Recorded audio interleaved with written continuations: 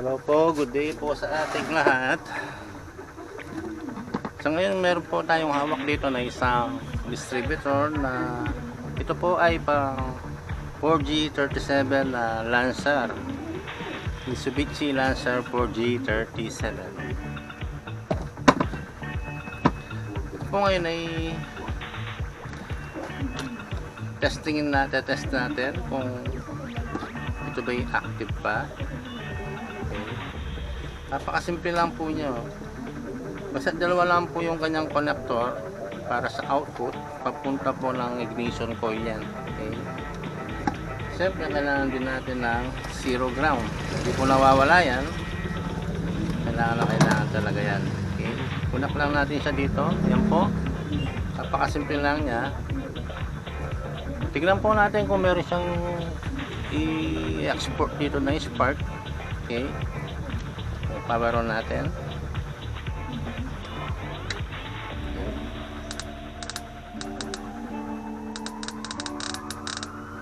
Meron siya ngayon. Meron po siyang output. Okay. Ito po ay gumagana. Meron po siya, di ba? Yan, oh. Umipitik po yan. Tulad po yan. Buksan natin para makita nyo. Yan. Sabi sa atin ng customer ay tumitirik daw po siya. Tulad nito ay one click start po siya. Tandaan nyo, kung ating iisipin dapat ignition coil siya. Pero ang target po talaga dito nang gagaling yan. Okay? Yung sa module niya or ICM. Okay? Yan po. Marinig natin na nag-i-spark siya. Hindi natin ng ilaw. Dito po yan, dito po nag-i-spark yan. Yun. Kita naman, di ba? Tuloy-tuloy pa rin siya. Nagtataka yung customer bakit daw tumirik. Yan. Wala na po. Wala na. Tumirik po siya. Ayan, kita nyo naman. Connected po siya, wala akong ginagalaw. Pero bakit? Nag-shutdown siya, di ba? Wala na po. Ibig sabihin po niya ng kanyang module ay mahina na din. Wala na po siyang ganong resistance na ibibigay, kaya nag-shutdown siya. Kasi nagpalit sila ng coil pero wala din. Hindi na maibalik yung coil na nabili nila. Siyempre, mo ibabalik binili na. Yan ang papayag yung pwesto na isa uli mo yun. O yun, meron na naman. Ganyan? Diba? O yun o. Wala sa meron po siya. Ayan. Pasundot-sundot po. Gagawin po natin dito na input output po ng dating niya. Gagawin ko lang po dito ay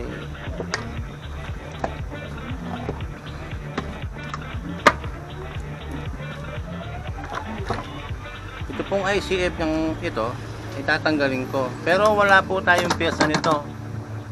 Mahirap pong hanapin ang J152. Bibihira po yung 4G37 na 2-in-1 may pulsar na, may IC, may igniter pa.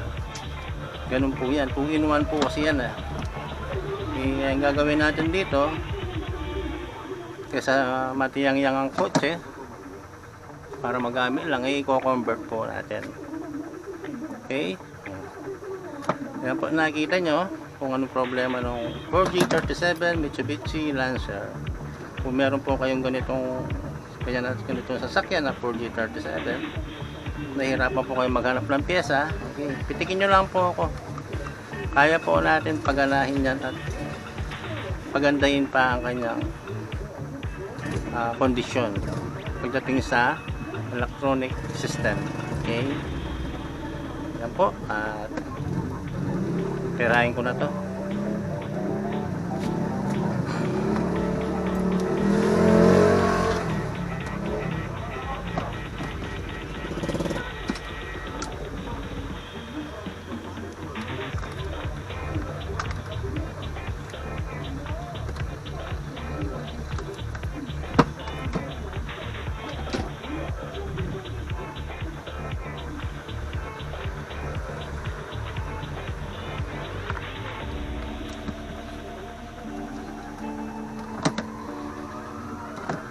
Tanggal na po natin yung kanyang module at maglalagay po tayo ng module dito. Okay?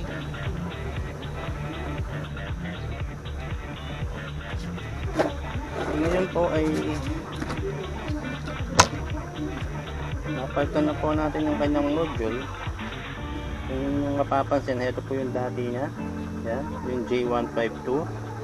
Okay? Nilagay ko na po yung kapalit niya. Okay? Kaya mangyayari po niyan ay magwa-wiring na lang tayo. Tingnan natin kung gagana po siya. Okay?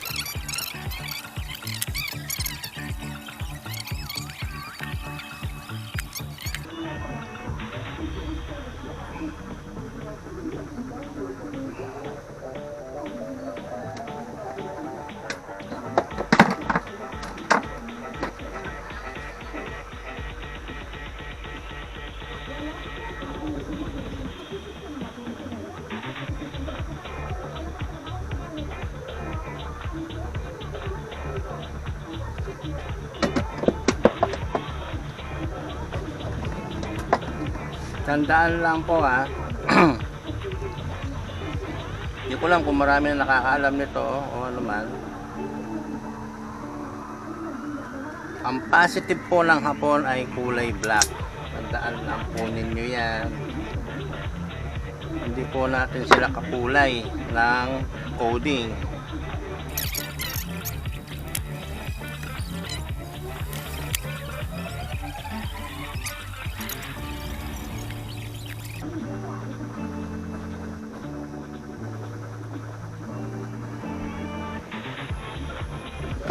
Peter Airworks.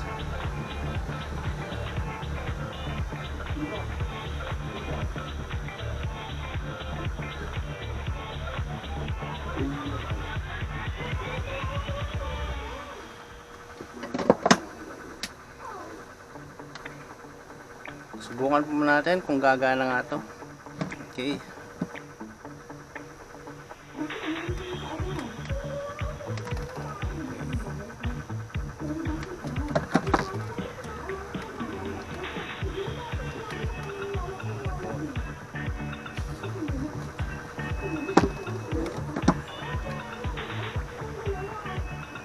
Malabas na ba? Pikit ko nga. Ay, hindi na lumabas.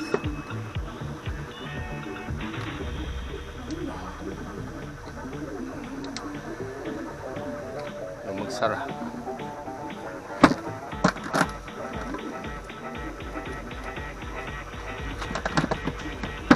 Yan po ay susubukan natin kung ito nga ba ay gagana. Okay?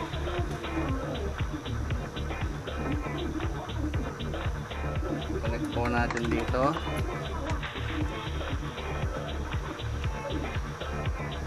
Blue, black.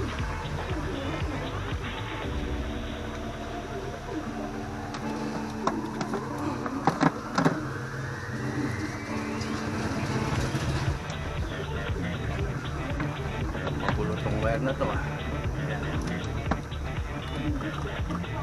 Ipihit lang natin siyang ganon. Dito pa dito siya mag-i-spark na. Bukan natin. Hit. Yun. Okay na. Alis po yung naka 1 points tayo. Yan. Gumagana na po. Kita nyo naman. Yan, kahit anong gawin natin dyan, hindi po mamamatay yan. Di tulad kanina. Nag-shoot. Nagdikit. Wala. Pag-iwalayin ko na yung dalawa.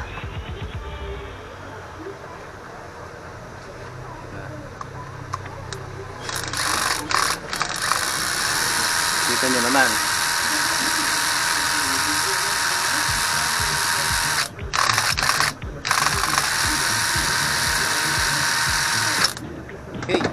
prueba na naman yan. Natapos na po natin itong sa distributor natin.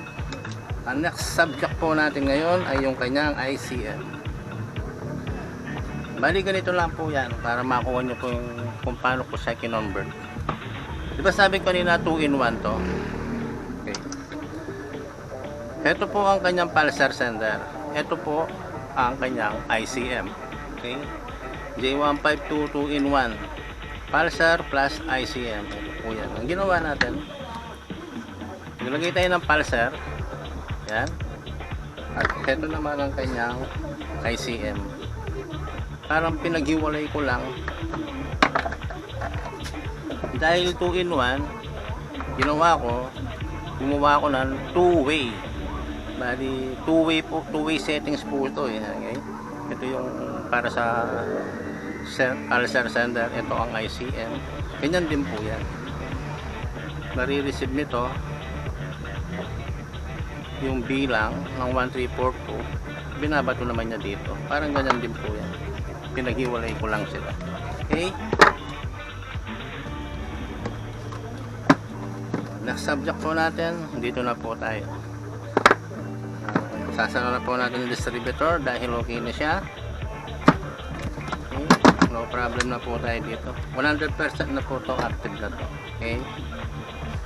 Mamaya po pag natapos ko na yung ICM, paganahin po natin sila ng sabay. Okay?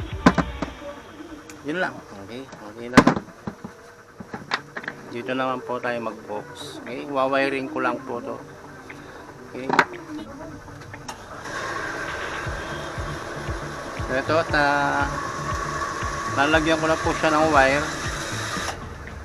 May wiring na po yan. At connect na lang natin siya dito. Basta po yung orange sa positive, black negative sa tempo yan, sa Pinas. Sa yung kulay natin, red and black, ganyan lang po. Yan po yung polarity natin. Kaya nagagawa ko muna siya ng bracket dito para dun sa paglalagay niya po dito. Dito po natin i-apply yan.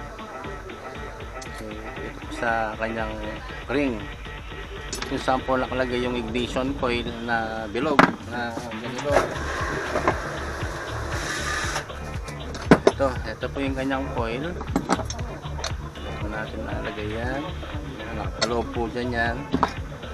Gagawa po ako ng mounting niya dito. Okay. Yan. We-welding ko po siya dyan. Susukatin ko lang to. Yan. Yan. Gawa po tayo ng bracket or holder niya para makakapit po doon sa sing-sing ng ignition coil. Okay? Yan.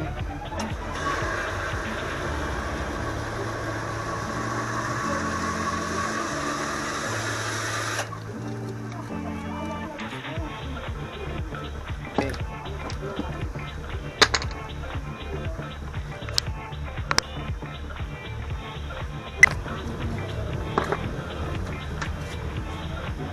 At ito po nakagawa na ako ng holder or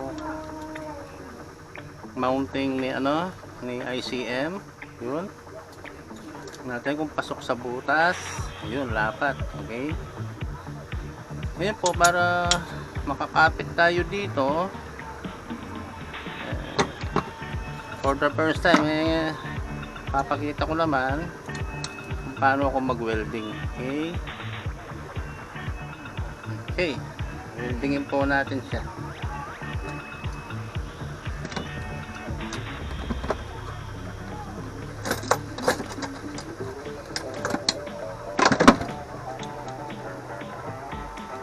Welding po tayo.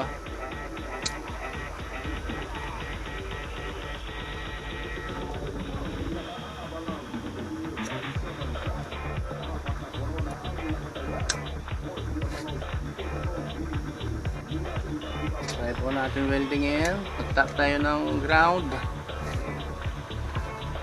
Bukan muna natin. Ay, dito pala tayo titira. Baliktad. Dito pala tayo mag-welding. Lalim. Okay.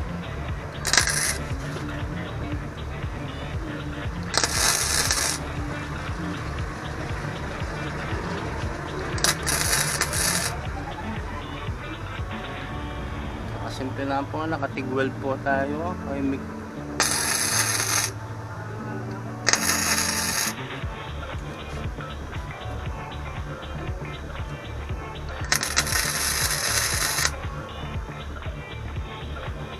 ganun lang, dahil magaan lang yung ICM.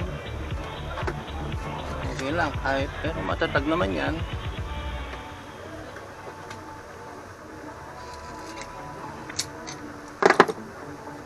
Natin magdagdag sa taas para may tibay naman siya.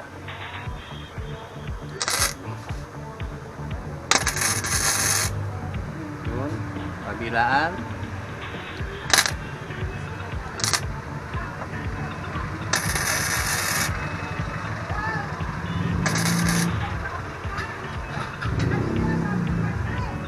Okay. Yan, ayos na po yung holder natin. Dapat may pang ano din tayo. Okay.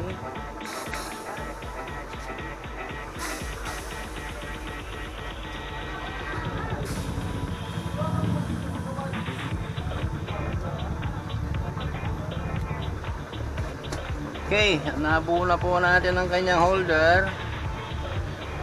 Okay. Lumamig na. Tibay na ito.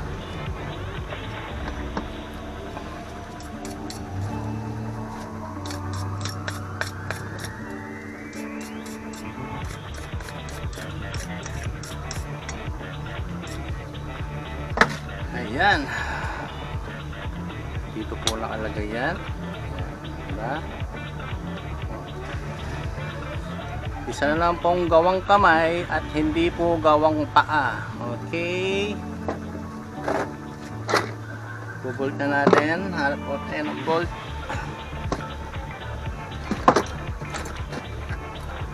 So, ito. Tama-tama. Dalawa. Parehas na sariwa. Tapos dalawang number 7 na nut. Okay. Pasok po natin sa likod. Ayan, pasok natin dito. Lagyan natin ang nut.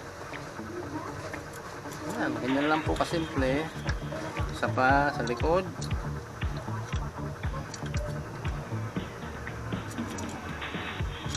Yun. Bakon na bakon. Ayan po. Gamitan natin ng 7 millimeter.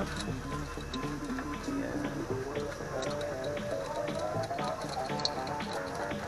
After po natin mabuo, ayan, pagaganahin natin. Okay.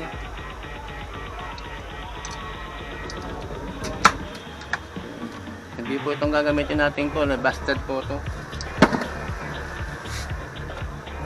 Yan. Yung dalawang coil dito, ay dalawang connection para sa coil dito. Ayan, kita nyo.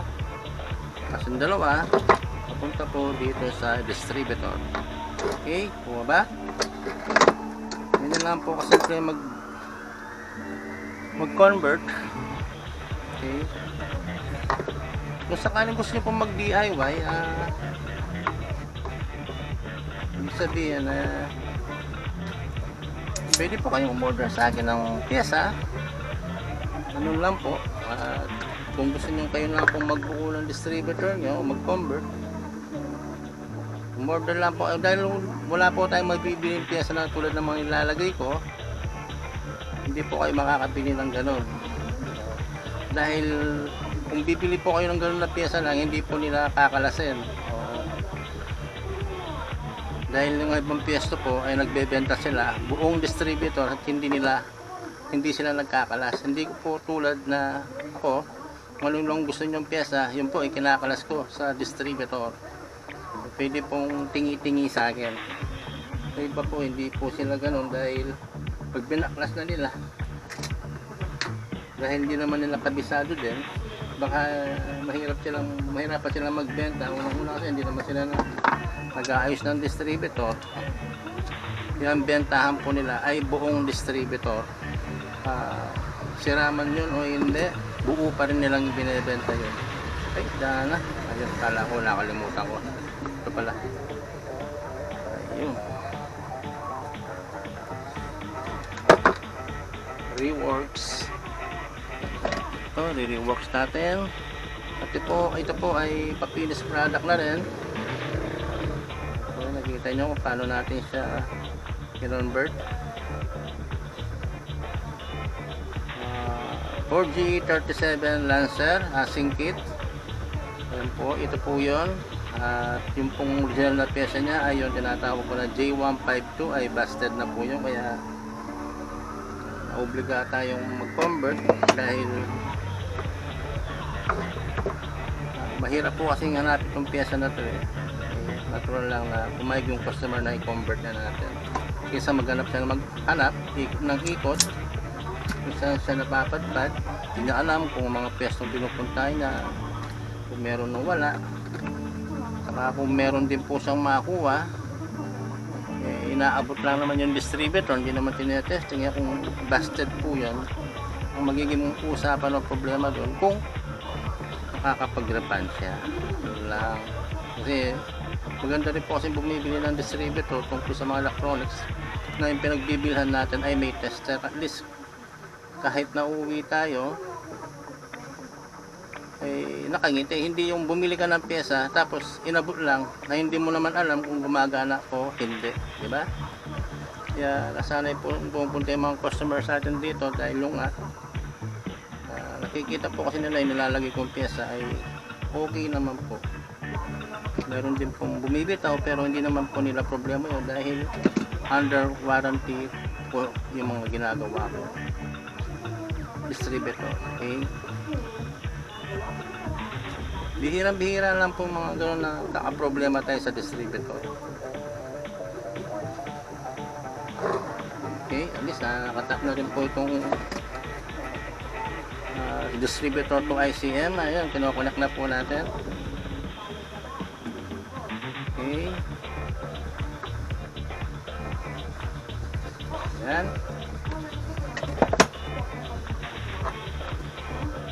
Baling kulang na lang po nito ay ignition coil. Hindi ko alam kung gumagana po yung mga coil ko dito.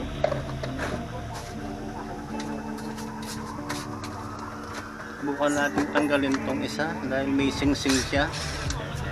Plasin natin.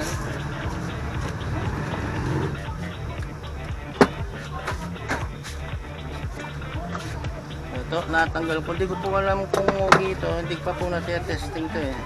Kaya ang ganda sana kung okay ito. O ayaw din bumao. Plasin natin yung lock na.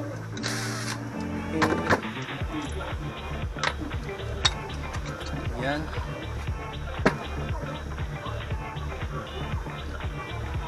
Sa pula, positive. Tama. Okay.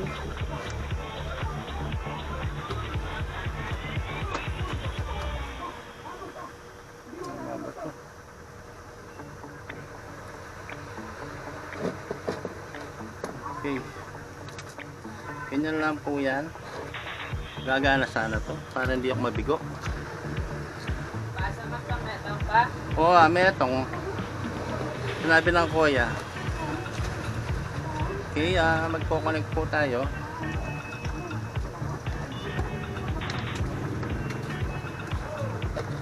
Magpo-connect po tayo. Okay.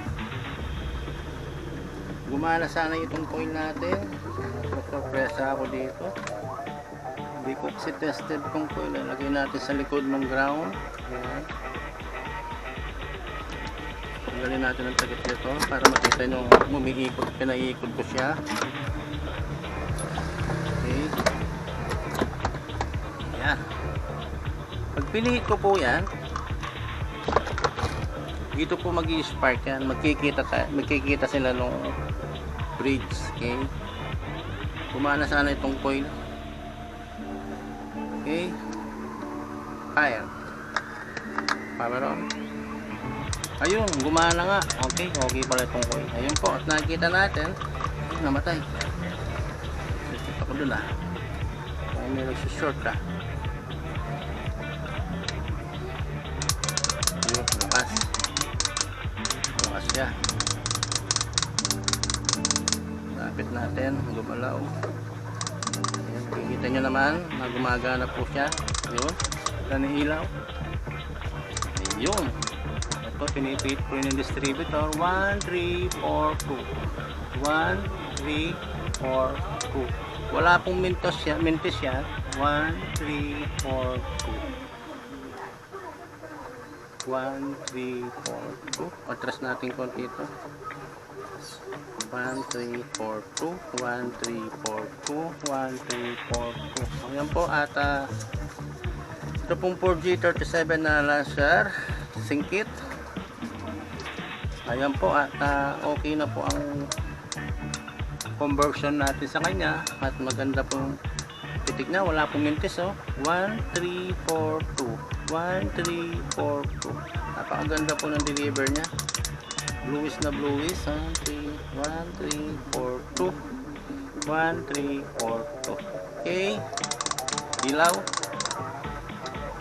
Ayan po. At nakikita nyo na isa na naman pong magandang balita sa ating mga nako-convert tulad nito. Isa pong Lancer Mitsubishi 4G37.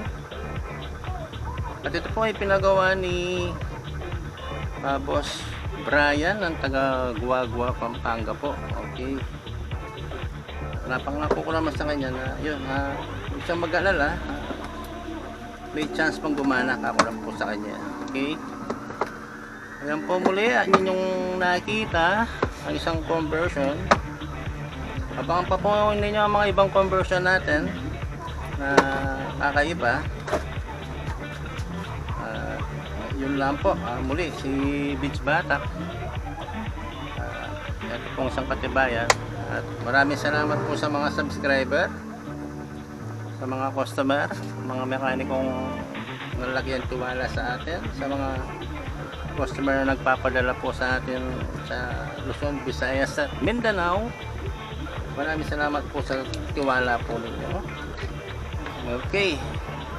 Ulit, maraming salamat. Beach Batak from San Fernando, Pampanga.